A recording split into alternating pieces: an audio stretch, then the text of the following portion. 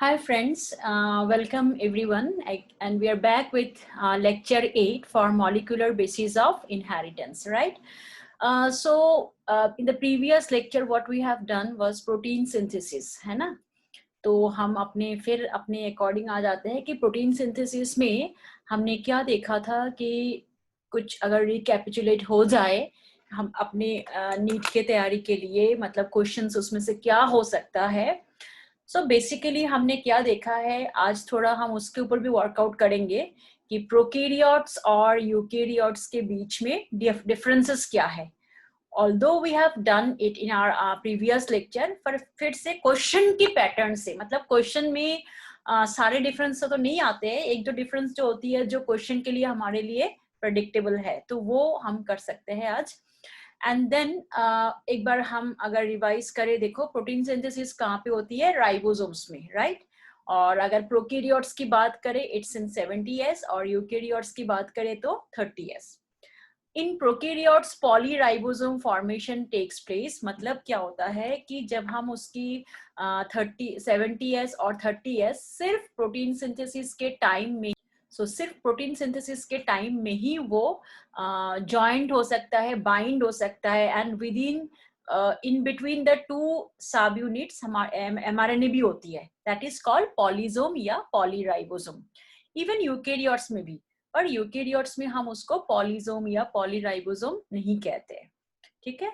और उसके बाद सबसे पहला स्टेप क्या होता है, एक्टिवेशन. एक्टिवेशन में हमने क्या देखा, फर्स्ट ऑफ ऑल जो एमिनो एसिड है वो एंजाइम के साथ बाइंड होता है यूजिंग एटीपी एंड देन फिर enzyme mated amino acid will bind with tRNA, right? तो उसमें भी एनर्जी की मेडिएशन चाहिए, यानी this is an energy mediated step. फिर हम इनिशिएशन पढ़ते हैं. इनिशिएशन में क्या दिखते हैं कि देयर आर फैक्टर्स लाइक अगर हम प्रोकैरियोट्स की बात करें तो initiation factor 1, 2 and 3 and in eukaryotes there are 9 initiation factors.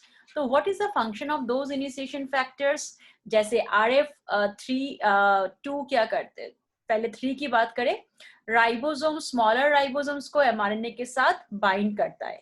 और फिर IF2 का काम क्या है, it will place 30s and 50s इन सच ए वे कि mRNA की जो P साइट है वो इनिशिएशन कोडन पे होता है. What is that initiation codon? It's methionine यानी AUG, ठीक है? और उसके बाद फिर elongation. IF1 का काम क्या है, जब when the protein synthesis gets completed it will release the both the subunits. समझ आ गया ना? अब IF इन elongation क्या करता है, EF2 सबसे ज्यादा common factor is EF2 in prokaryotes. तो वो क्या करके आता है, वो एक एक एमिनो एसिड को लाता है, हेल्प करता है. और हर बार जब जैसे एमिनो एसिड आएगा it has to be recycle. Recycling कौन करता है, EFTS. कैसे? बाय यूजिंग GTP, वो एनर्जी भी यूज करता है. Again this step is also energy mediated, ठीक है? एक बार फिर एमिनो एसिड आ गया P साइड पे, देन A साइड पे दूसरा आएगा एमिनो एसिड कोडन के अकॉर्डिंग, है ना? और उसके बाद हमने क्या देखा था कि ट्रांसलोकेशन होती है, एक से शिफ्ट करके A साइड पे जाता है, ठीक है? ऐसा ही चलते जाएगा, ट्रांसलोकेशन एंड देन इलोंगेशन. और हर बार the mRNA will shift towards left by one codon. कब तक? जब तक उसमें कोई स्टॉप कोडन ना आ जाए. जैसे ही स्टॉप कोडन आ जाएगा प्रोटीन सिंथेसिस क्या होती है, इट विल स्टॉप, है ना? और उसके बाद रिलीजिंग फैक्टर्स आके प्रोटीन सिंथेसिस को रिलीज कर देता है. कई सारे प्रोकैरियोट में एक ही रिलीजिंग फैक्टर्स होती है और कुछ में तीनों ही होता है, RF1, 2 and 3. और अगर हम यूकैरियोट्स की बात करें ERF1, ठीक है? यूकैरियोटिक E का मतलब क्या है, उसमें यूकैरियोटिक रिलीजिंग फैक्टर्स. आज हम करेंगे कि आप देखो सबसे इंटरेस्टिंग है, आप डॉक्टर के पास जाते हो, जाके बोलते हो ये मुझे इन्फेक्शन है, तो डॉक्टर सॉर्ट आउट करते हैं, आपके सिम्टम्स पूछते हैं, सिम्टम्स पूछ के वो डायग्नोज करते हैं कि ये वायरल सिम्टम्स बता रहा है या ये बैक्टीरियल. देखो एक बैक्टीरियल डिजीज में एक प्लस पॉइंट ये है कि एंटीबायोटिक्स हम दे सकते हैं, है ना? बहुत जल्दी से वर्कआउट करता है antibiotics in case of bacteria. खैर ये चीजें डॉक्टर को पता नहीं होता है जब वो डोज देते हैं। उनको लगता है आपका सिम्टम्स देख के, अगर माइल्ड सिम्टम है तो फर्स्ट डोज देंगे, अगर थोड़ा इन्फेक्शन ज्यादा होता है या और कई दिन एक्स्ट्रा मतलब हो जाती है, जैसे 2 दिन का इन्फेक्शन है, माइल्ड सिम्टम्स बोल रहे हो, अब और ज्यादा आप सिम्टम्स थोड़ा क्रिटिकल बोल रहे हो, तो वो सेकेंड डोज अप्लाई करते हैं, फिर थर्ड डोज, इस तरह से होता है। बट अगर आप देखोगे एक साइंटिस्ट की व्यू पॉइंट से, वो डोज किसके ऊपर सेटल होती है? इट्स द एंटीबायोटिक्स जो होता है, they are the inhibitors, right? तो हम शुरुआत की इन्फेक्शन में हम उस एक बैक्टीरिया आपको कुछ नहीं कर सकता। एक बैक्टीरिया जब आपको इन्फेक्ट करता है, when it multiplies inside your body cells, तो वो जाके आपको या तो टॉक्सिन प्रोटीन से आपको हार्मफुल इफेक्ट दे सकता है, या तो उसकी रिप्रोडक्शन से हो सकती है। तो वो जो आप सिम्टम बताते हो उसके अकॉर्डिंग एंटीबायोटिक्स की डोज होती है कि भाई हमें तो डीएनए को रेप्लिकेशन में ही रोकना है, ठीक है? तो वो डीएनए रेप्लिकेशन, फिर वो डीएनए ही नहीं बना तो आगे बैक्टीरिया बनेगा कैसे? उस पे होता है। लेकिन उस लेवल को पार करके इन्फेक्शन बढ़ गया ट्रांसक्रिप्शन तक, तो क्या करेंगे? वो अपना उस सिम्टम को सुन के डोज बदल देता है। कैसे? अब वो डीएनए तो पार कर चुका है, उसने रेप्लिकेशन कर दिया, अब हमें एंटीबायोटिक्स डाल के उसको किस साइड पे इनहिबिट करना है? ट्रांसक्रिप्शन साइड पे, राइट? ट्रांसक्रिप्शन भी मान लो आप सिम्टम बोल रहे हो और ज्यादा इन्फेक्शियस हो गया, ये चीजें उससे नहीं रुका जा रहा है, तो एट द एंड क्या करेगा? वो ऐसा एंटीबायोटिक्स देगा कि वो प्रोटीन सिंथेसिस को रोके, प्रोटीन सिंथेसिस को रोके। तो अब प्रोटीन सिंथेसिस को कैसे रोका जाए, उसका भी अलग अलग स्टेप्स होता है, और डिफरेंट टाइप्स ऑफ एंटीबायोटिक्स उस प्रोटीन सिंथेसिस की अलग अलग स्टेप को हम इनहिबिट कर सकते हैं, ठीक है? तो एट ए ग्लांस सबसे पहले हम एक बार यूकेरियोट या प्रोकैरियोट्स की जो है वो हम देख लेते हैं। ना भी लिखे तब भी चलेगा, क्योंकि पिछले वाले जो क्लास वीडियो लेक्चर था उसमें हमने लिखवा भी दिए थे almost. So first of all देखो, प्रोकैरियोट्स में 70s राइबोसोम्स में प्रोटीन सिंथेसिस होती है और यूकेरियोट्स में 80s। उस 80s की लार्जर सब यूनिट 60s होता है और स्मॉलर सब यूनिट होता है 40s में। प्रोकैरियोट्स में वही 50 और 30 में आ जाएगा, ठीक है? Secondly, there are 3 types of initiation factor, IF1, IF2 and IF3। और अगर आप यूकेरियोट्स देखोगे, there are 9 types of initiation factors। और उसके बाद इलोंगेशन की जो फैक्टर्स होती है in prokaryotes, it's EF2U, EFTS, और ट्रांसलोकेशन की फैक्टर EFG।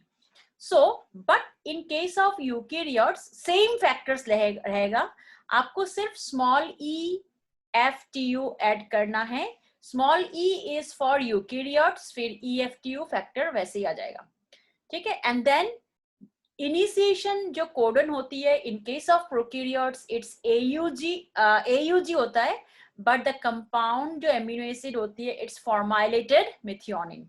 क्यों? क्योंकि उसको पेप्टाइड बॉन्ड में हेल्प होती है, एक कार्बोक्सिलिक ग्रुप के एंड और एमाइन ग्रुप से अटैच्ड होती है। यूकेरियोट्स में only methionine. Stop codons are same for both the cases, है ना? और फिर जैसे प्रोकैरियोट्स में क्या आएगा इसमें, जैसे रिलीजिंग फैक्टर्स आके उसको रिलीज कर देगा उसी तरह से, बट यूकेरियोट्स में क्योंकि वैरायटी ऑफ ऑर्गेनिजम्स बहुत ज्यादा है, तो ERF1 ही मेनली सारे फैक्टर्स को रिलीज करते हैं। अब हम क्या करेंगे, हम एंटीबायोटिक्स की स्टेज देखेंगे एंड फिर उसके बाद हम जीन रेगुलेशन देखेंगे। So these antibiotics are very important. देखो यहाँ से कई बार नीट में क्वेश्चन आ चुका है, तो आप देखो, और फिर ना इसमें स्पेसिफिसिटी भी होती है कि कौन सी जगह पे किस जगह पे ये इफेक्ट कर रहा है, दिस इज इम्पोर्टेंट। सो अब हम क्या कर रहे हैं इसमें, let's see role of antibiotics में।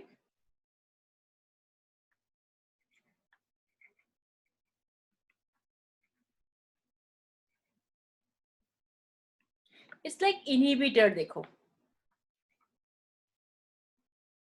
जिसकी फंक्शन को रोक सके ये।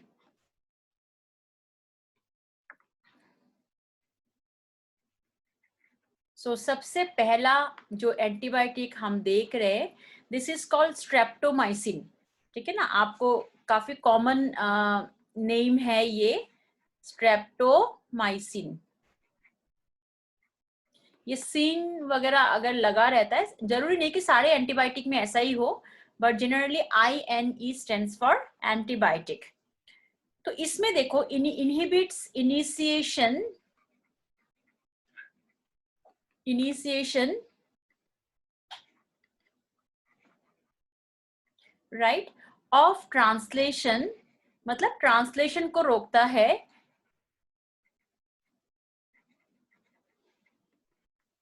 And causes misreading.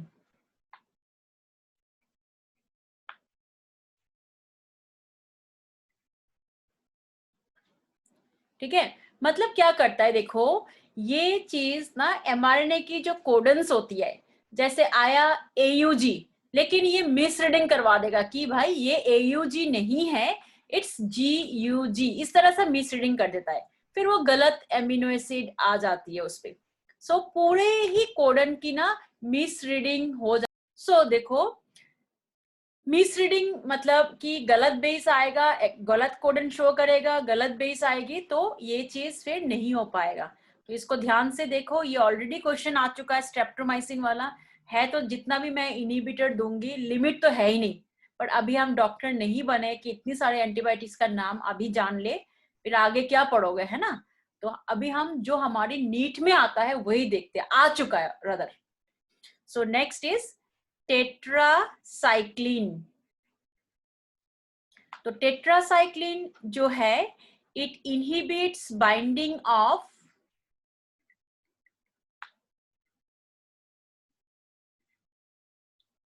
Amino acyl tRNA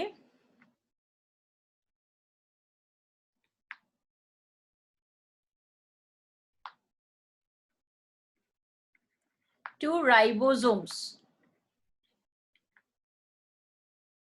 ठीक है, अब ये क्या कर रहा है कि जो एमाइनो एसाइल tRNA, मतलब tRNA को राइबोसोम्स के साथ बाइंड होने ही नहीं देगा, और जब तक ये tRNA राइबोसोम्स के साथ बाइंड नहीं होगी, तो प्रोटीन सिंथेसिस कंटिन्यू हो ही नहीं सकता, राइट।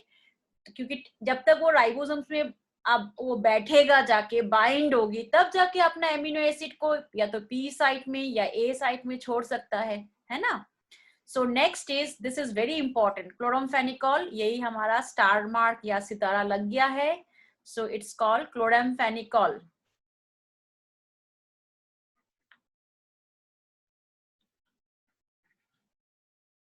ठीक है, so it inhibits peptidyl transferase. आप पेप्टिडाइल ट्रांसफरेज कहाँ प्रेजेंट होती है, लार्जर सब यूनिट।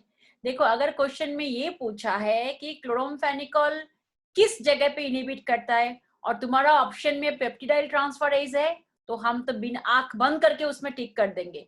लेकिन कई बार थोड़ा क्वेश्चन ट्विस्ट भी कर सकते हैं कि भाई ये जो एंटीबायोटिक है, ये लार्जर सब यूनिट की साइट पे इनहिबिट कर सकता है या स्मॉलर सब यूनिट। तो ध्यान में क्या रखना है कि पेप्टिडाइल ट्रांसफरेज कहां पे प्रेजेंट था। ठीक है ना, so it inhibits peptidyl transferase,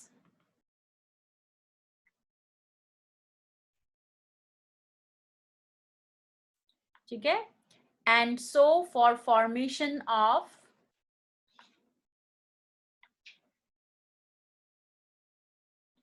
peptide bond, right. तो अल्टीमेटली ये क्या कर रहा है, पेप्टाइड बॉन्ड को भी रोकेगा।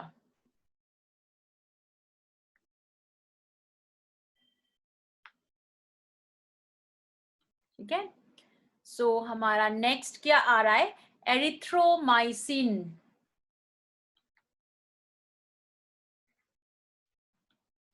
एरिथ्रोमाइसिन क्या कर देता है, it inhibits translocation of mRNA along ribosomes।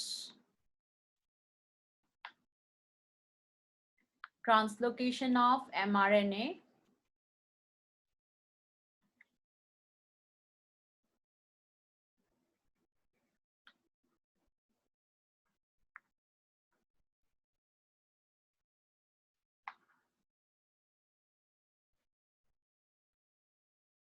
ठीक है। और उसके बाद नेक्स्ट क्या आता है, नियोमाइसिन।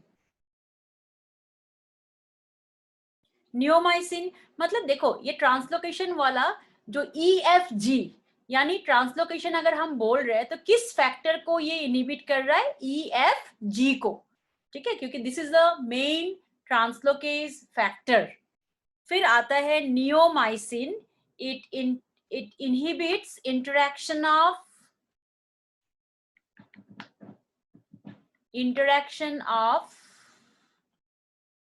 mRNA एंड tRNA या tRNA विथ mRNA लिख सकते हो, है ना, विथ mRNA, राइट। तो जब इंटरेक्शन ही नहीं होगा दोनों का, फिर आगे प्रोटीन सिंथेसिस तो रुक ही जाएगा। मतलब सबसे पहले तो देखो tRNA जाके बैठता है, उसी इंटरेक्शन को मैं रोक रही हूँ, तो आगे कंटिन्यू ही नहीं होगी, है ना।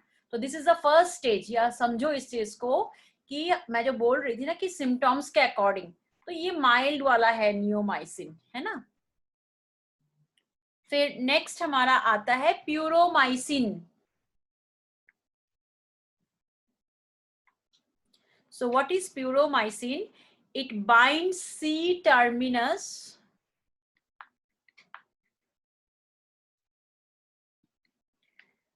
of growing peptide chain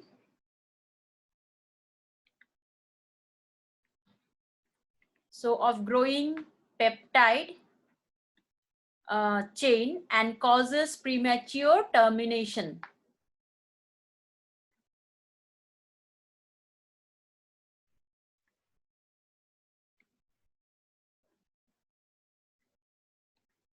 ठीक है, तो मतलब देखो जैसे स्टॉप कोडन आने से प्रोटीन सिंथेसिस स्टॉप हो जाता है, बट प्यूरोमाइसिन क्या करता है, कार्बोक्सिलिक ग्रुप एमिनो एसिड की जो सी टर्मिनस का मतलब कार्बोक्सिलिक ग्रुप के ऊपर बाइंड हो जाता है, फिर आगे प्रोटीन चेन आगे और एमिनो एसिड को अटैच होने ही नहीं देगा।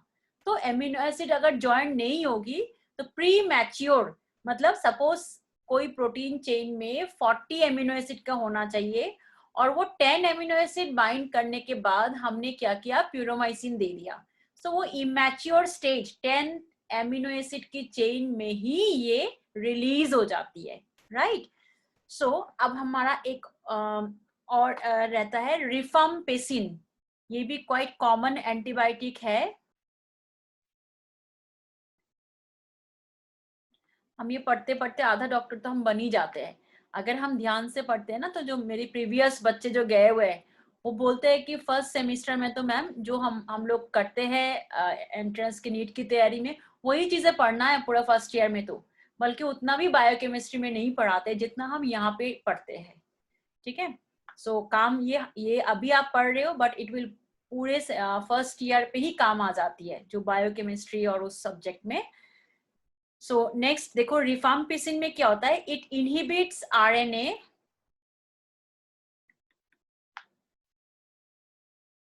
synthesis by inhibiting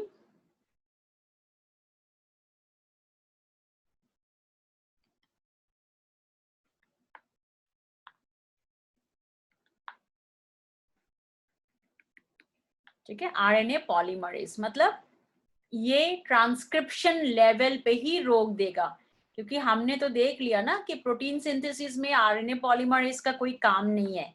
तो एक और एंटीबायोटिक मैं बता देती हूँ साथ साथ, जो दोनों ही आरएनए पॉलीमरेज को रोक सकता है, यानी ट्रांसक्रिप्शन लेवल पे इनहिबिट कर सकता है, दैट इज एक्टिनोमाइसिन। एक्टिनोमाइसिन, ये दोनों चीजें ही आरएनए सिंथेसिस में रोक सकते हैं, ठीक है। तो दैट्स अबाउट प्रोटीन सिंथेसिस भी हमने कर लिया है, और हमने साथ साथ ये भी कर लिया है कि एंटीबायोटिक्स की इनहिबिटर्स भी कर लिया है। सो अब पता है क्या होता है कि ट्रांसलेशन जैसे हो रहा है तो ट्रांसलेशन में भी मॉडिफिकेशंस की जरूरत होती है। जैसे आपने पोस्ट ट्रांसक्रिप्शनल मॉडिफिकेशन किया है एंड उसी तरह से पोस्ट ट्रांसलेशनल मॉडिफिकेशंस भी होती है। तो एक बार हम देखते हैं कि क्या क्या मॉडिफिकेशन हो सकता है।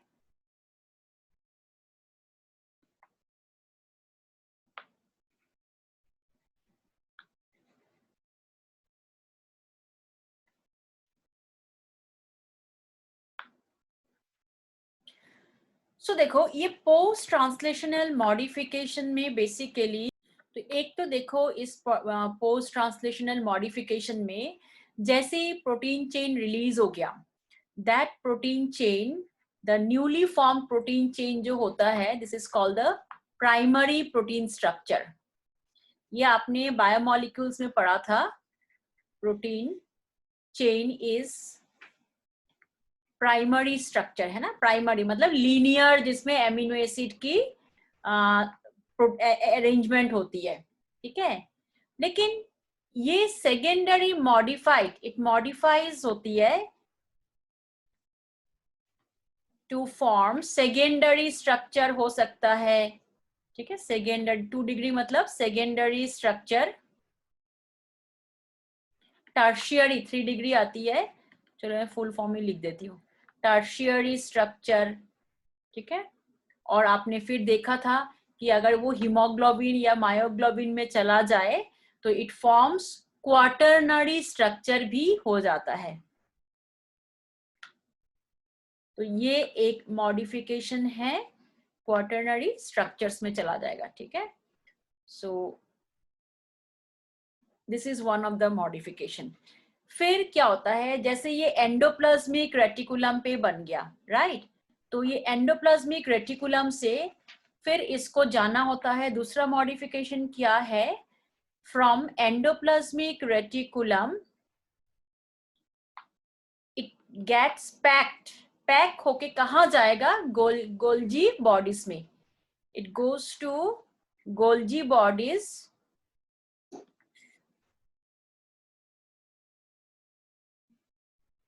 Golgi bodies, where it gets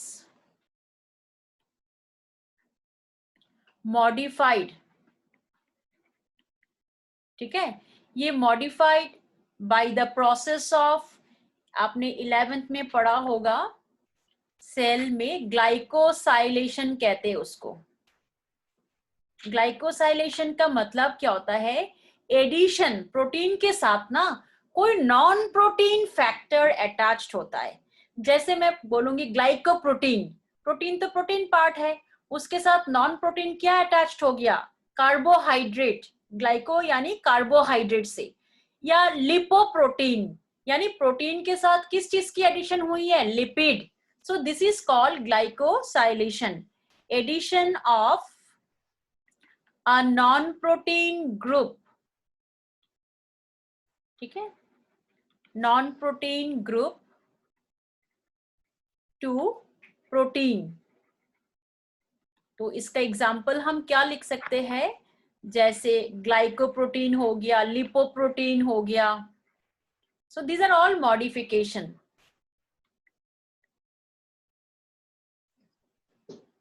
so lipoprotein हो गया, etcetera, right. So these are the modification. फिर कुछ केसेस में ये भी होता है, जैसे ये तो मॉडिफिकेशन है ही, उसके अलावा जो हमारा और जो मॉडिफिकेशन हो सकता है, जैसे मिथाइलेशन,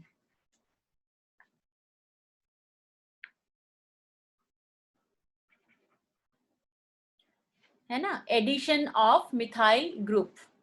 सो एक मिनट हम इसको थोड़ा देखते हैं, ये काफी डिस्टर्बेंस कर लेता है। सो उसका दूसरा तीसरा हम देख सकते हैं कि मिथाइलेशन।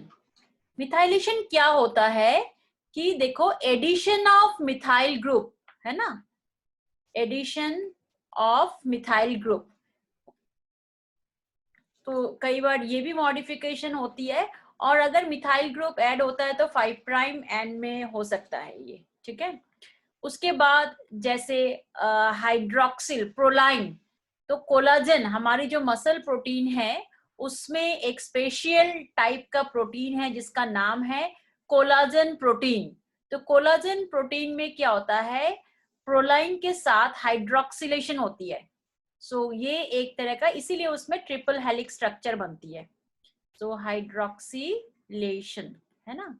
सो एडिशन ऑफ, ये भी एक मॉडिफिकेशन है हाइड्रोक्सिल ग्रुप, ठीक है। और specially हाइड्रोक्सीप्रोलाइन, हाइड्रोक्सीप्रोलाइन of collagen protein of muscles. So collagen protein of muscles, ठीक है। सो ये हमारा हो गया मॉडिफिकेशन। अच्छा, अब हम क्या कर सकते हैं, देखो जीन्स, फिर जीन आ गया। यहाँ जो जीन आ रहा है, हमने अभी किसने डिस्कवर किया है ये सब नहीं करेंगे, एक बार बता देती हूँ मैं, क्योंकि हम ऑलरेडी ये चीजें प्रिंसिपल्स ऑफ इनहेरिटेंस में काफी टाइम हम पढ़ चुके हैं, है ना। तो ये जो टर्म है जीन किसने दिया है, जोहानसन ने दिया है था। और ये कोई सेगमेंट, एक सेगमेंट होती है, किस चीज की सेगमेंट, डीएनए की सेगमेंट है जो आगे प्रोटीन सिंथेसिस वगैरह कर सकता है। अब हम इसकी डेफिनेशन भी नहीं लिखेंगे, बट यहाँ काफी सारे एक्सपेरिमेंट होता है, एक्सपेरिमेंट्स है। पहले हम एक्सपेरिमेंट को बाद में करेंगे, जैसे हम लैकोपरन पढ़ने जाएंगे यहाँ पे। और यहाँ एक जेनेटिक्स का एक पार्ट आता है which is called Neurospora genetics. तो उसमें ना न्यूट्रिशन के बेस पे, जैसे न्यूरोस्पोरा वाला प्रोटो ऑक्सोट्रॉप और प्रोटो ऑटोट्रॉप्स, ये समझने में थोड़ा सा आपको, अभी मैं समझ रही हूँ कि इसको अभी ना करा के मैं एंड में करा दूं इसका, है ना। पहले हम जीन के बारे में थोड़ा, जीन तो वैसे हमें पता ही है क्या है जीन। आप तो, मुझे लग रहा है कि आप लोग हम मुझसे भी ज्यादा जान गए होंगे, बट हमने क्या किया, जीन्स की टाइप्स नहीं पढ़ा। तो वो टाइप्स वगैरह देख लेते हैं एंड देन रेगुलेशन के बाद will do with Neurospora genetics, है ना। So we are going to do with genes, but हम इसके बारे में नहीं लिख रहे, already we have done, so we are doing with types of genes, ठीक है। So first type of genes जो होता है that is called, अच्छा, housekeeping genes। हम हाउसकीपिंग सर्विस कहते हैं ना, तो उसी से ये आया है हाउसकीपिंग जीन्स। मतलब हाउसकीपिंग, देखो खाली रूम की सर्विस देना वो जरूरी होता है, वो 24 आवर्स हमें जरूरी चीजें है वो। तो हाउसकीपिंग जीन्स का कॉन्सेप्ट भी वही से आया है कि घर की जैसे हम साफ सफाई देखभाल करना, हाँ, पूरा टाइम जरूरत होती है, उसी तरह से ये जीन भी हमारे मतलब बॉडी में कंटिन्यूअसली एक्सप्रेस होता रहता है। प्रोडक्शन, उसकी जो प्रोडक्शन है ये कंटिन्यूअसली, इसकी प्रोडक्ट्स हमें जरूरत होती है। तो ये 24 आवर्स ये फंक्शनिंग करता रहता है। That is why it is called housekeeping genes, या फिर इसे हम कह सकते हैं कॉन्स्टिट्यूटिव जीन्स। सो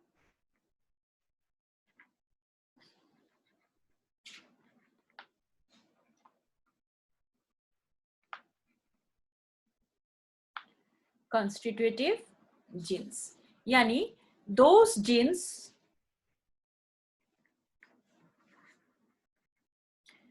constantly expressing themselves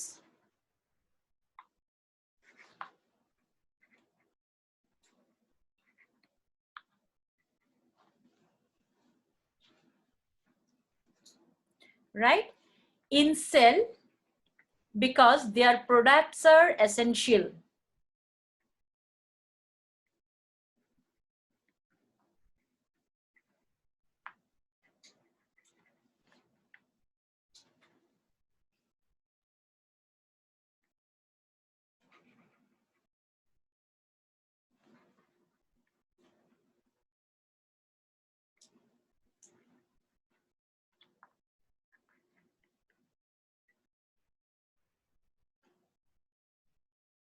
ठीक है, और इसका एग्जाम्पल क्या है, genes that synthesizes hexokinase enzyme, ठीक है ना। और खाली हेक्सोकाइनेज नहीं, पूरे ग्लाइकोलाइसिस में जो भी एंजाइम्स चाहिए होता है they are synthesized from particular jeans.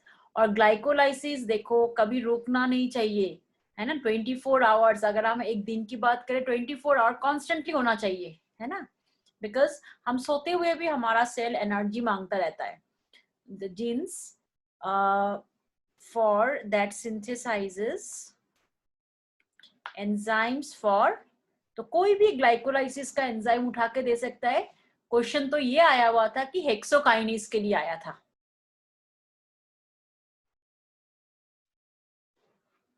ठीक है।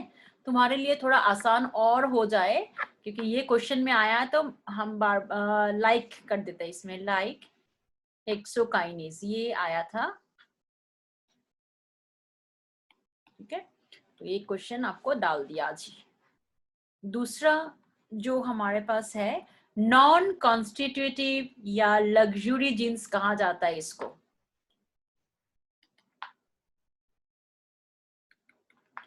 और इट्स कॉल्ड लग्जरी जीन्स।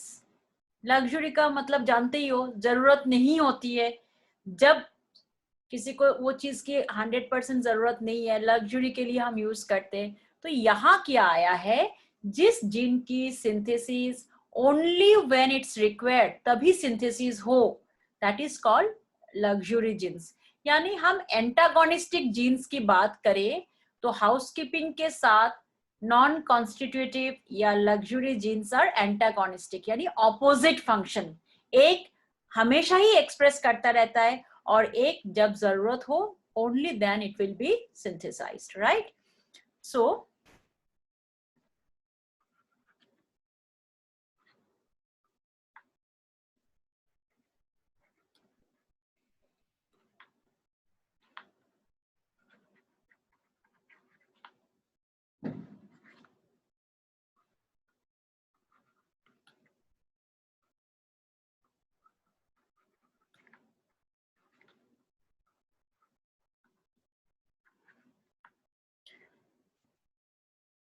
ठीक है, तो इसका एग्जाम्पल क्या आ सकता है,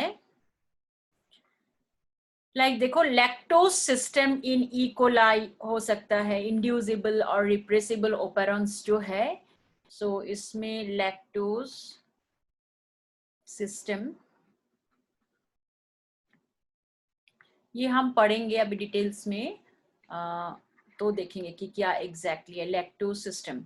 तो इसमें ना दो तरह के ओपेरंस आता है, inducible and repressible ओपेरंस।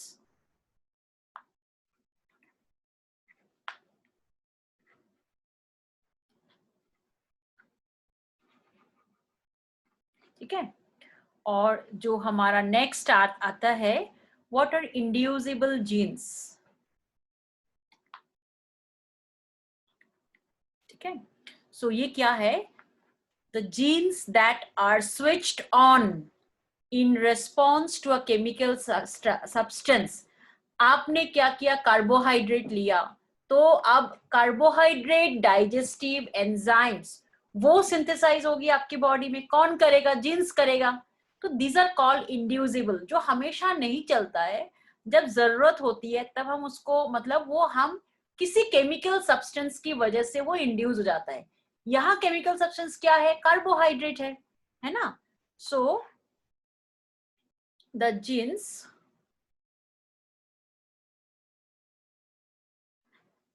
are switched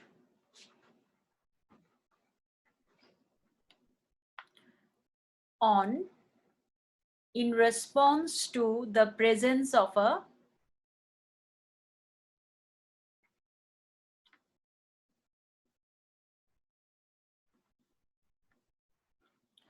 chemical substance or inducer.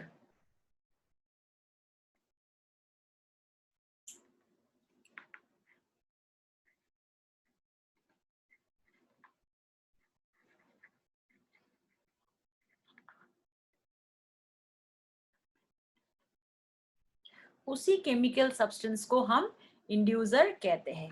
जैसे आप एक एग्जांपल कॉमन, नाइट्रेट, ठीक है ना, नाइट्रेट अगर प्रेजेंट होगा तो नाइट्रेट सिंथेसाइजिंग एंजाइम भी सिंथेसाइज होगी, मतलब नाइट्रेट को जो नाइट्राइट में कन्वर्ट कर सकता है.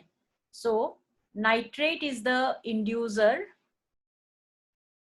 Nitrate for stimulating nitrate synthetase या रिडक्टेज है ना, नाइट्रेट रिडक्टेज है, not synthetase. So it's nitrase. चलो हम लोग बाद में इसको एडिट कर सकते हैं, रिडक्टेज, राइट. और फिर हमारा नेक्स्ट क्या आता है, डी. इसमें मल्टी रिप्रेसिबल जीन्स पहले करते हैं. जैसे एक इंड्यूसर है तो रिप्रेसिबल जीन्स मतलब किसी जीन की प्रोडक्शन को रोकने के लिए होता है, which continue till a chemical inhibits, खुद को इनहिबिट करने के लिए, मतलब उसकी सिंथेसिस कंटिन्यू चलेगा जब तक कोई इनहिबिटर ना आ जाए उसको रोकने के लिए. और इसको रिप्रेसिबल क्यों कहते हैं, क्योंकि ना ये सिंथेसाइज होता है तो एक जीन की एक्टिविटी रुक जाती है. That's why it's called repressible genes. So those genes which continues to express themselves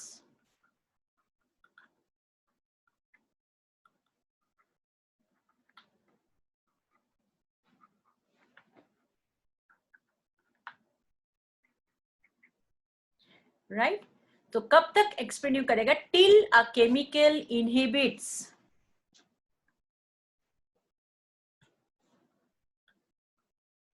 inhibits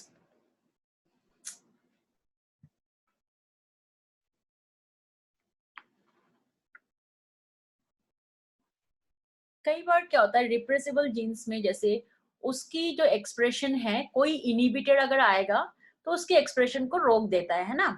लेकिन कई बार जैसे देखो हमारी बॉडी में ये जो हार्मोनल रेगुलेशन होता है फीडबैक पे चलता है.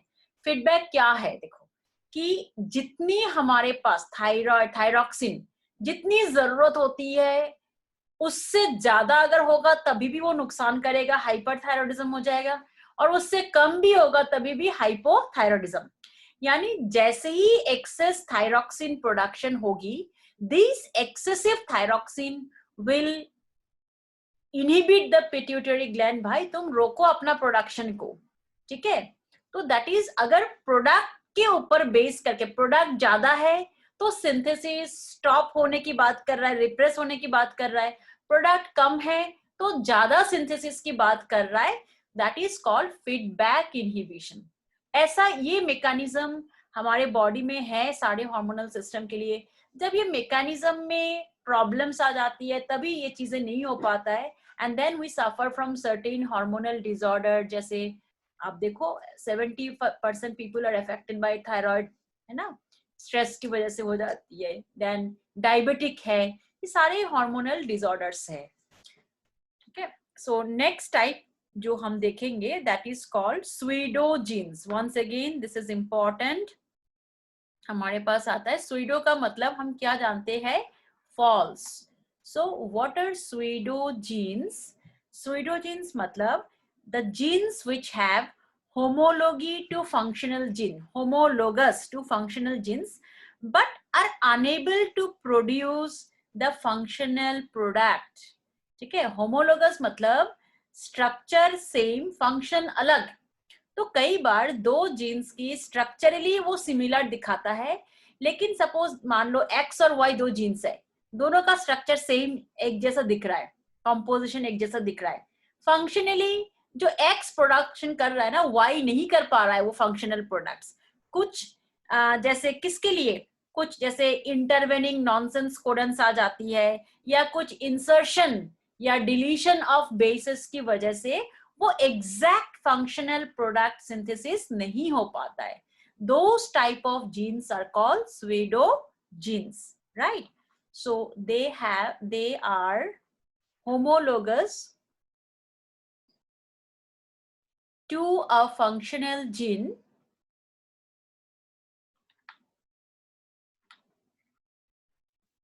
ठीक है. बट इसमें क्या होता है, are unable to produce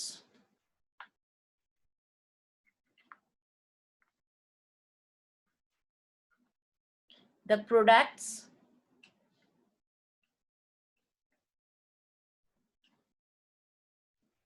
of the functional gene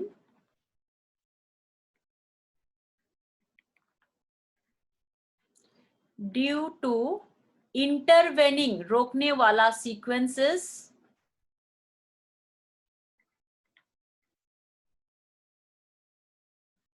ठीक है, डिलीशन या फिर addition of basis.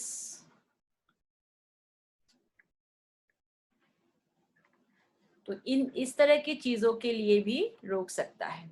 So those type of genes are called pseudo jeans. ठीक है, अब हमारे पास और भी जैसे ट्रांसपोजेबल, बहुत ही इंपॉर्टेंट है transposable genes. So transposable genes को देखो, इसमें क्वेश्चंस क्या आते हैं, these are called jumping genes भी हम कह सकते हैं।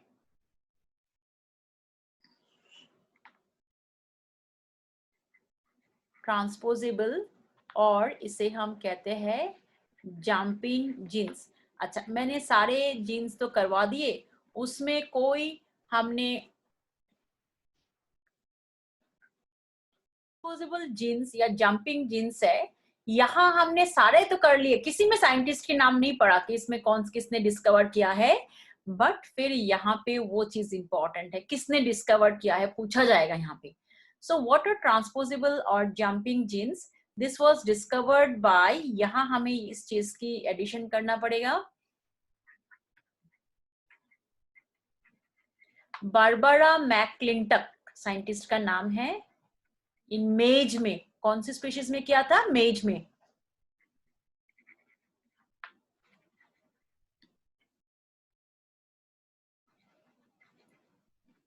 ये इन्होंने किया था 1951 इन मेज। पता है इसको क्यों ट्रांसपोजेबल जीन्स कहते हैं? दीज जीन्स या सेगमेंट्स ऑफ डीएनए, ये जो सेगमेंट्स ऑफ डीएनए है, they jump from one location to another of a genome. ठीक है, दिस कहीं इसका एक्स लोकेशन पे मिल गया, कभी देखोगे वो वाई पे भाग गया, इसका एक्सप्रेशन कभी वाई पे हो रहा है या जेड पे हो रहा है। सेगमेंट्स ऑफ जंपिंग फ्रॉम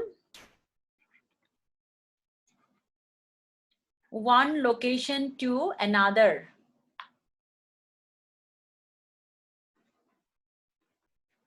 या तो इसमें वन लोकस टू अनदर भी लिख सकते हैं।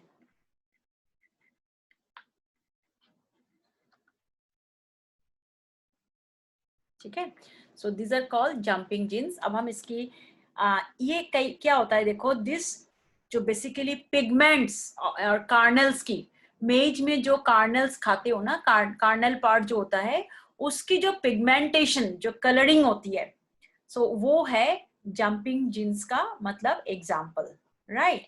सो segment of moved coding for and produce light colour, इनको क्या मिला था? इन मेज a segment of gene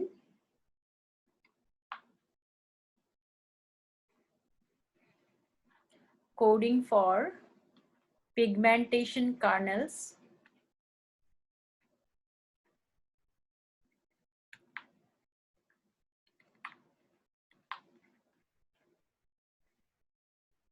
ठीक है, and produced jumped, ये jump कर दिया and produced light colored kernels, उसके वजह से kernels की कलर लाइट हो गया। ठीक है, और इसमें इसको ना हम ट्रांसपोजोन्स भी कहते हैं। हाँ, this is also important time, कई बार this are also called transposons. तो इसीलिए मैंने देखो यहाँ पे कलर थोड़ा सा अलग कर दिया है ट्रांसपोजोम्स में। लेकिन होता क्या है देखो, repetitive DNA either similar, same एक जैसा होगा, या उल्टा, जैसे ए टी टी टी, ठीक है ना, दूसरा रिपीटेशन भी ए टी टी टी, वो सिमिलर में आ जाता है। इन्वर्टेड मतलब टी टी ए टी ऐसा हो जाएगा दोनों केस में, बट वही है, ए और टी की रिपीटेशन मिलेगी, इस तरह का है। और ये 5 न्यूक्लियोटाइड्स की रिपीटेशन हो सकता है, 7 की हो सकता है, या फिर 9 की हो सकता है। So transposons are segments with, इस पे भी ये भी जंपिंग जीन्स है, with repetitive sequences. जैसे क्वेश्चन आता है यहाँ पे, which of the following types of genes have repetitive sequences या are not the types of repetitive sequence. एक तो हमने सैटेलाइट पढ़ लिया था, ठीक है ना, दूसरा हमने टेलोमियर सीक्वेंस पढ़ा था, ये तीसरा आ रहा है ट्रांसपोसोम्स. So with repetitive sequences of 5, 7 or 9 nucleotides. ठीक है, either similar or inverted, दोनों में से एक हो सकता है इस पे, ठीक है ना. सो नेक्स्ट जो हमारा आएगा, अच्छा अब आता है हमारा overlapping jeans.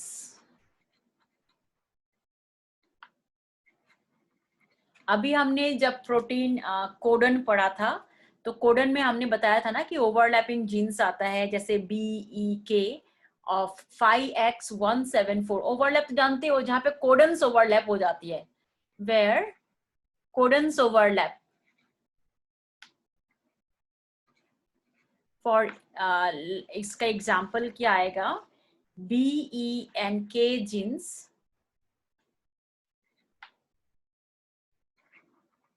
of 5X174 bacteriophage.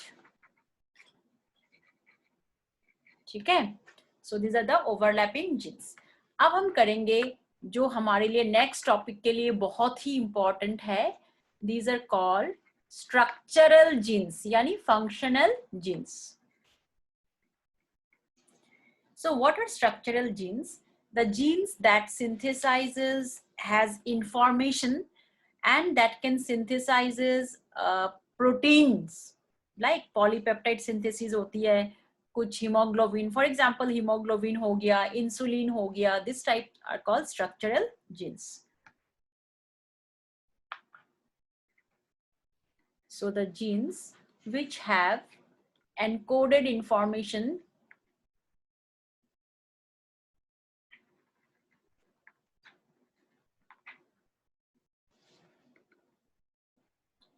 ठीक है, for synthesis of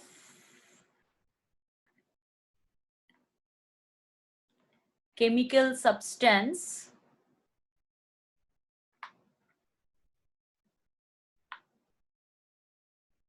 right required for the cell machinery. Cell के लिए जो भी chemical substance required होगी,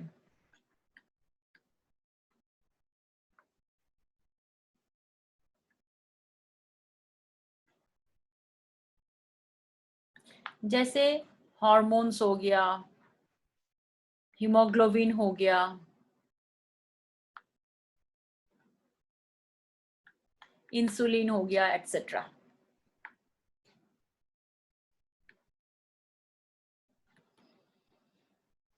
ठीक है, उसके बाद हमारा नेक्स्ट आता है स्ट्रक्चरल के बाद रेगुलेटरी जीन्स, यानी जो जीन्स किसी भी स्ट्रक्चरल जीन्स को रेगुलेट कर सकता है. So what are those regulatory genes? They do not transcribe RNA. इनकी ना ट्रांसक्रिप्शन नहीं होता है.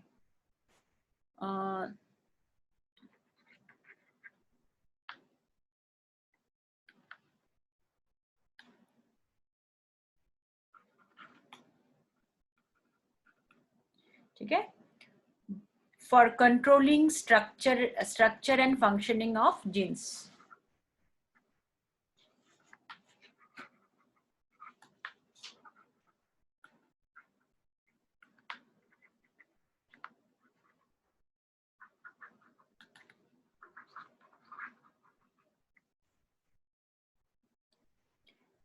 But they control the functions of, जो हम अभी structural genes की बात कर रहे हैं ना, उसी को ये regulate कर देता है.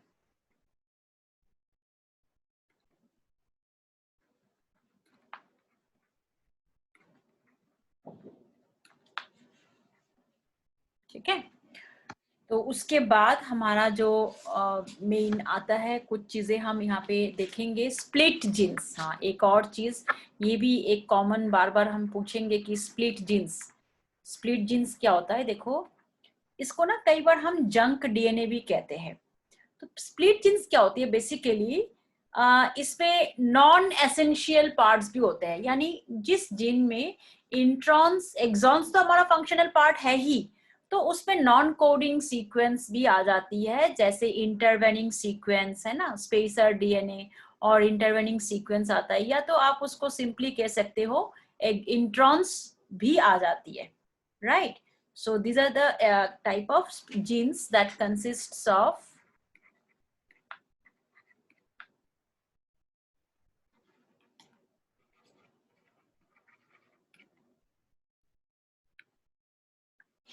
introns or intervening sequences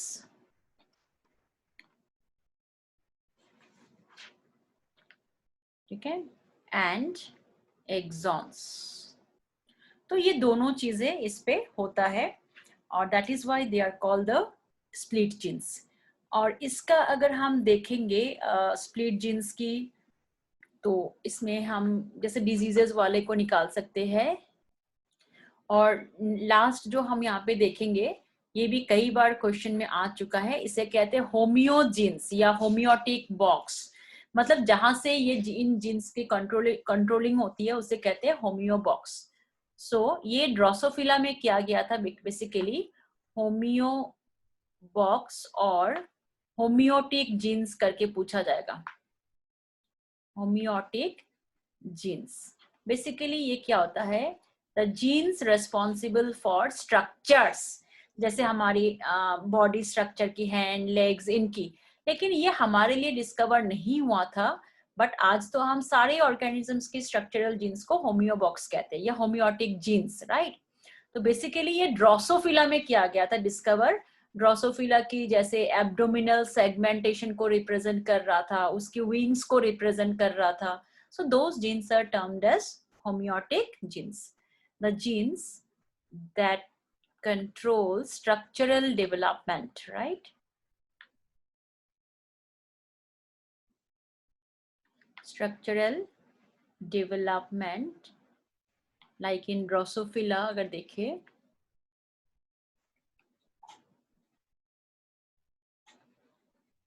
ठीक है, Drosophila abdominal development, abdominal, so abdominal segmentation जो होती है ड्रोसोफिला की, हाँ, segmentation, wings development.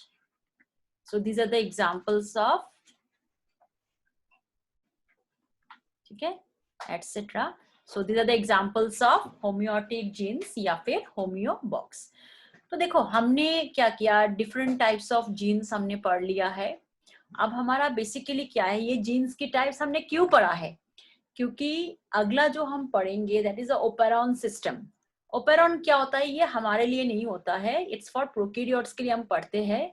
The genes that can be switched on और switched off when required, right? So these are basically called as regulatory genes, जिसको हम functions के according regulate कर सकते हैं।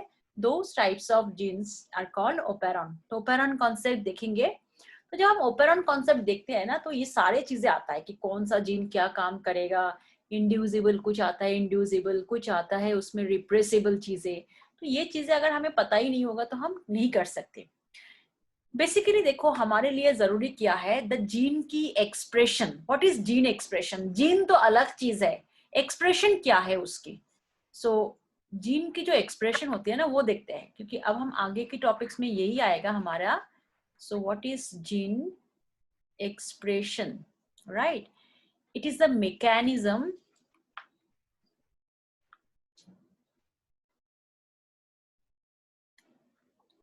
at the molecular level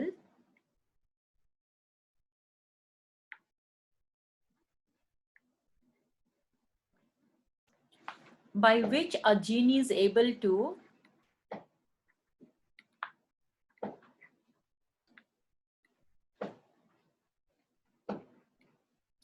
express itself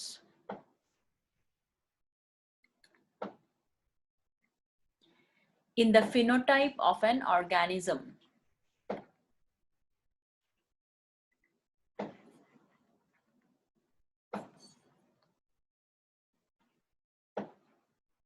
ठीक है, तो बेसिकली कोई भी जीन अपना ट्रांसक्रिप्शन ट्रांसलेशन करता है तो एक पर्टिकुलर फिनोटाइप को वो रिप्रेजेंट करता है। ठीक है, तो बेसिकली देखो द पॉलीपेप्टाइड वो ना हो सकता है कि उस जीन से स्ट्रक्चर डेवलप हो या उस जीन से प्रोटीन हो जिस प्रोटीन की रिक्वायरमेंट हमारी बॉडी को होता है। ठीक है, either the gene can the polypeptide expresses produced by genes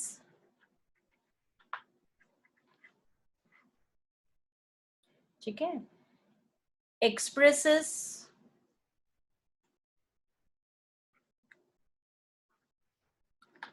the genes by forming a structural protein या structure protein or a protein enzyme।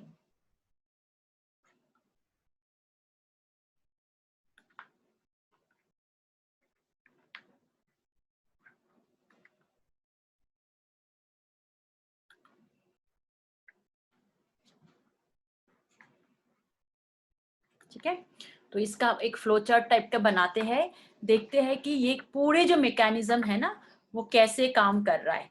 तो सबसे पहले तो देखो हमारे लिए यहाँ पे आता है डीएनए, और डीएनए का भी वो कौन सा पार्ट, सिस्ट्रॉन। सिस्ट्रॉन यानी the functional part of DNA that can synthesise protein. तो यहाँ से ये एमआरएनए प्रोडक्शन कर सकता है, फिर ये एमआरएनए कहाँ जाएगा, ये राइबोसोम्स में जा सकता है। ठीक है, राइबोसोम्स में अगर जाता है मतलब या तो फिर डीएनए से भी डायरेक्टली भी ये हो सकता है। कैसे, राइबोसोम्स में जाएगा तो क्या बनेगा ये, या तो एमआरएनए डायरेक्टली जाके राइबोसोम्स पे आरआरएनए बना सकता है, या डीएनए से डायरेक्टली आरआरएनए प्रोडक्शन हो सकती है, या तो डीएनए से देखो टीआरएनएस भी होता है, डायरेक्टली हो सकता है टीआरएनएस, राइट, या टीआरएनए से इसमें प्रोसेसिंग होके आरआरएनए बन सकता है। नाउ अच्छा, एमआरएनए जहां पे बन गया, इस एमआरएनए से अब क्या बन सकता है, प्रोटीन पॉलीपेप्टाइड्स। कब बनेगा, इट कैन फॉर्म पॉलीपेप्टाइड्स। कैसे बनेगी, जब इसमें ट्रांसलेशन होता है ना, यही इसका एक्सप्रेशन है। देखो पूरा जो मैकेनिज्म हमने पढ़ा है ना, डीएनए से लेके ट्रांसक्रिप्शन ट्रांसलेशन, तो वो किसके ऊपर, अब ये पॉलीपेप्टाइड क्या कर सकता है, डायरेक्टली प्रोटीनिशियस बायोकेमिकल बना सकता है,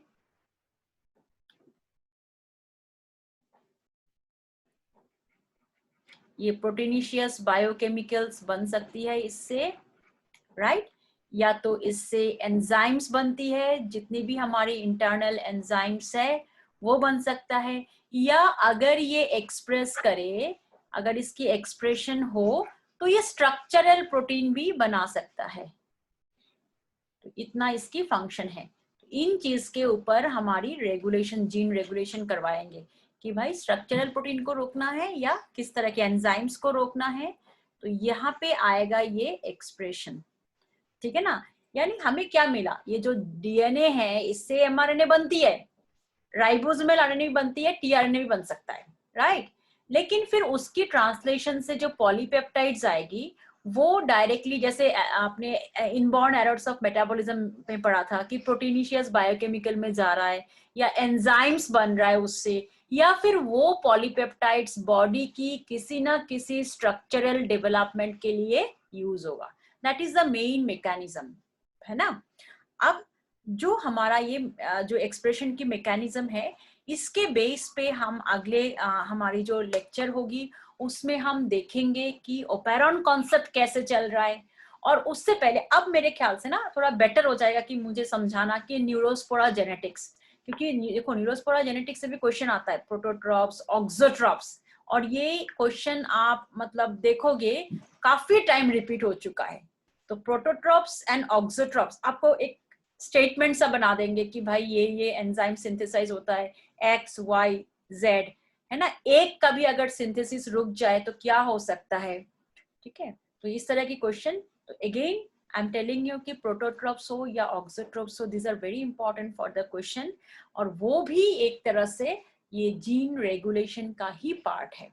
और उसके बाद जो मेन हम मतलब हमारी जो एंट्रेंस के लिए एक पार्ट आता है, that is a gene regulation, right.